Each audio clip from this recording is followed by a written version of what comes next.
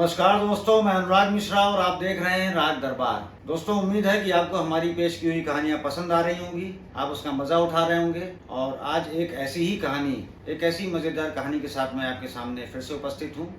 तो इस कहानी का शीर्षक है अपने लक्ष्य पर ध्यान। किसी जमाने में किसी तालाब के किनारे बहुत सारे मेढक रहा करते थे। उन मेढकों का एक राजा भी हुआ करता था। तो एक बार राजा ने ये तय किया कि सारे मेढकों की एक प्रतियोगिता होगी और जो तालाब के किनारे वाला पेड़ है, जो उस पेड़ पर मेढक चढ़ जाएगा उसे विजयी घोषित कर दिया जाएगा। सारे मेढक कोशिश में लग गए। सारे मेढक कूद कूद के चढ़ने की कोशिश करने लगे उस पेड़ पर, लेकिन ज्यादातर मेढक थोड़ा चढ़ते फिर फिसल कर गिर जाते।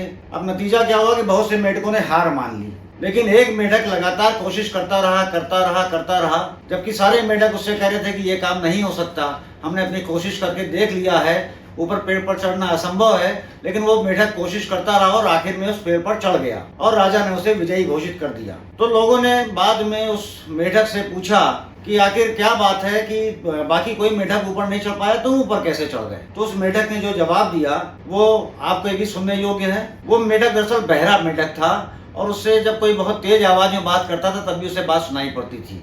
तो उसने कहा कि पहली बात तो जो नीचे जितने भी मेढक चिल्ला रहे थे, मुझे उनकी आवाज सुनाई नहीं पड़ रही थी और उनकी हरकतें देखकर मुझे लग रहा था कि वो मेरा उत्साह बढ़ा रहे हैं, तो इसलिए मुझे उनकी आवाज नहीं सुनाई पड़ी, मैंने कुछ सुना ही नहीं और मैं अपने काम पर लगा रहा, अपने लक्ष्य पर लगा रहा, इसलिए मैं अपने लक्ष्य की प्राप्ति कर पाया। तो दोस्तों, इस कहानी से आपको क्या सीख मिलती है? इस कहानी से आपको ये सीख मिलती है कि दुनिया हमेशा, आप कभी भी कोई काम शुरू करेंगे तो उसमें तमाम अड़चने डालेगी, तमाम आपको बातें बताएगी कि ये काम बहुत मुश्किल है, ये तुम्हारे बस का नहीं है, तुम ये नहीं कर पाओगे।